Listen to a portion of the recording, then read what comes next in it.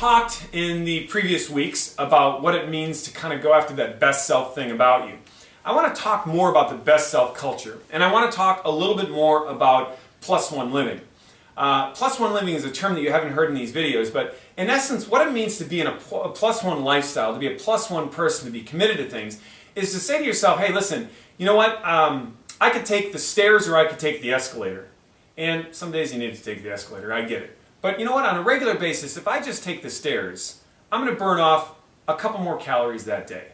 You know what, when I have my coffee, I always have my coffee, put all the sugar in and I put this cream in it. If I were to actually just take the sugar out, or leave out the cream and maybe use skim milk, I know that sounds gross at first, by the way, but I used to have all the sugar and cream, by the way, in there. It was the best thing about it, okay? But I was challenged by this idea of plus one living, and I said to myself, what if I make just tiny changes in my life in little places? How will that affect it? Well, what you find is that if you burn those 10 calories, and you do that twice a day, it's 20 calories.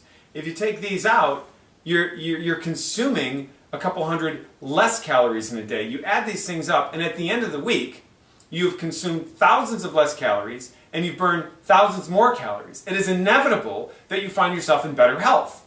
You know, that's kind of an objective example because calories burn, you have intake, you have outtake. But there's another objective example that really fits what you're doing here in the Cutco lifestyle. If you were to go out and just do one more presentation a day, one more in a day, everybody else is doing 2, you're doing 3. Everybody else is doing 4, you're doing 5. And this just happens 5 days a week. You do one more presentation than everybody else 5 days a week. Let's use an example of a person who's kind of in between part and full-time. Somebody's doing 3, you decide to do 4. Okay? You do that throughout the entire summer, about a 16-week period of time, depending on when you start and when you go back to school. Okay? And that's 5 appointments. So in 1 month, you're talking about 20 additional appointments that you're going to do. Okay? Over a 3-month period of time, you're up to 60 appointments. You add, you know, the 4th month to that, and you've got 80 additional appointments that somebody else didn't do. If your closing percentage is simply 50%, you have 40 additional sales taking place. If your average order size is less than average, just like the 50% closing percentage, and you have a $200 average order size, it's $8,000 in additional sales. $8,000. Highly likely, by the way, that that $8,000 is operating at above 40% commission. So you've got $3,000-ish more that you would have earned throughout the summer because you did one more presentation every day. And this I can guarantee.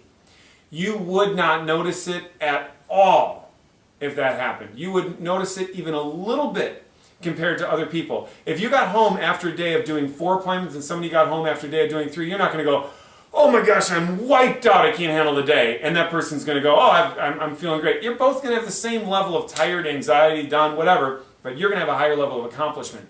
And see, because your commissions, especially if you just started this summer, are higher at that level, you're not going to increase your income by 25% or by 50%, you know, by 33% as you go from 3 to 4 appointments. You're going to increase it at a higher percentage because the majority of those commissions are coming at a higher level. And that's a super, super important and impressive thing. So plus one living is the one additional effort. You know, it's the dad who says, I love you one more time during the week or during the day to his kids or to his wife. You know, it's the person who in physical fitness, you know, makes that sacrifice over there and does the right thing over here. It's the person who's volunteering, who takes the extra 10 minutes or an hour out in a week to do something that somebody else might not do. It's the extra dollar you drop in the collection basket. It's all the different things, the plus one living. See, most people say, my life isn't where I want it. I'm going to make this massive change. I'm eating a horrible diet. I have McDonald's every single day.